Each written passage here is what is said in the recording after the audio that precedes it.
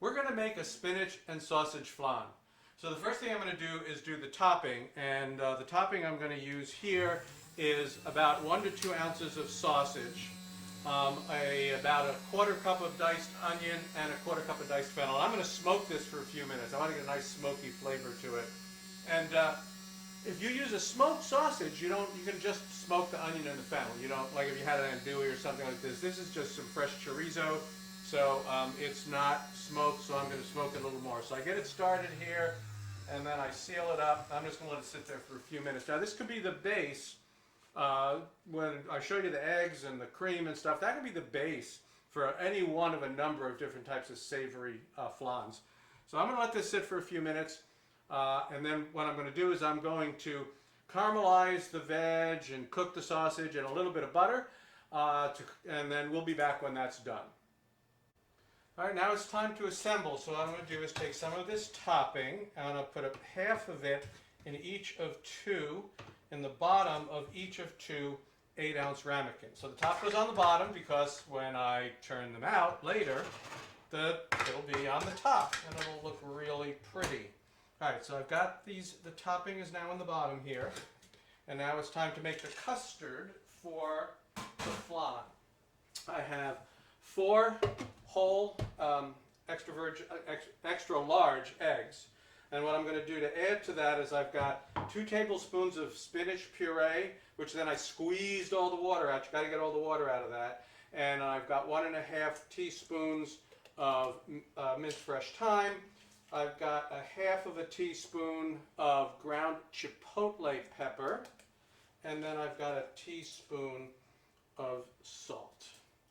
Okay, and that's all there is to getting this started. I'm going to start it off in this blender at low. Just going to kind of get them mixed up. Now it's getting mixed. Now the thing with the spinach puree is nothing fancy. Basically it was cooked spinach that was then just blended.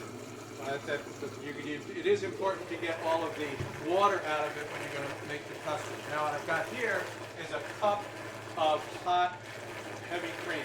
And it's basically just about to the boiling temperature. I'm going to slowly add that to make the custard. The reason I'm doing it this way is I'm making sure the eggs won't cook, right? I don't want to get the eggs, I don't want to get scrambled eggs before I even pour this in. So by slowly adding this and it's mixing it, right, I'm getting it all mixed in and I'm tempering the eggs and making my nice little custard. So custard's done. Turn that off. What I do now is I pour half of this into each of these ramekins. So here goes, I'm going to, a little at a time, I'm pretty much going to fill these up. Might even have a little bit too much, but that's fine. I just won't use it all. Yeah, I have a little bit too much. Okay. And you can fill them up right to the top because the blender caused the egg to foam a little bit. Alright, so then I take these and I put them in a pan with hot water. This is like almost boiling water. I put them in there, and the water comes up about 2/3 of the way. These are then going to go into a 350-degree oven until they set. That's going to take about an hour plus or minus. So we'll come back when they're all ready to go. So today didn't take that long. It was just around 40-45 minutes and they were done. I took a toothpick and stuck it in. It came out clean. I also checked the temperature. It was around 170, 175 internally. That's fine. So then I took them out. I took them out of the bath. Take a knife. Use the back end of the knife, not the cutting end, because you don't want to cut through this. And just go around like this to loosen them from the sides. And then just let them cool. These are way too hot to eat. We're going to let them cool a little bit. They'll set a little better, and then we'll turn them out.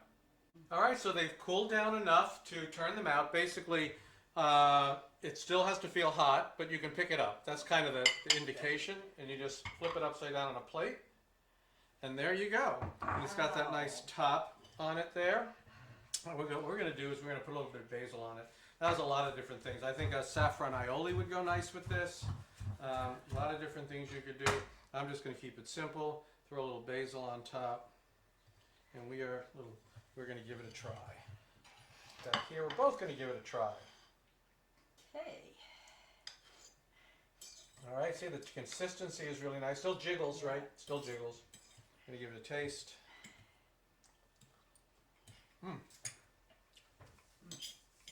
All right, well. Wow, interesting. That that some of it, a lot of the flavor kind of floated to the top, but it does have sausage all the way through it. A little bit, yeah, because when you pour it in, but obviously the top is the bottom. So right. it's sat there. You pour the egg in, a little bit it'll move, you know, when it's cooking, but most of it stays there, so it's still kind of at top.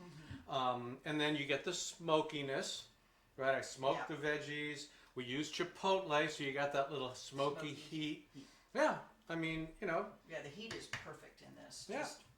Just right. So it's just perfect, and it goes perfectly with a really nice dry rosé. So, hope you enjoyed the show, and we'll see you next time.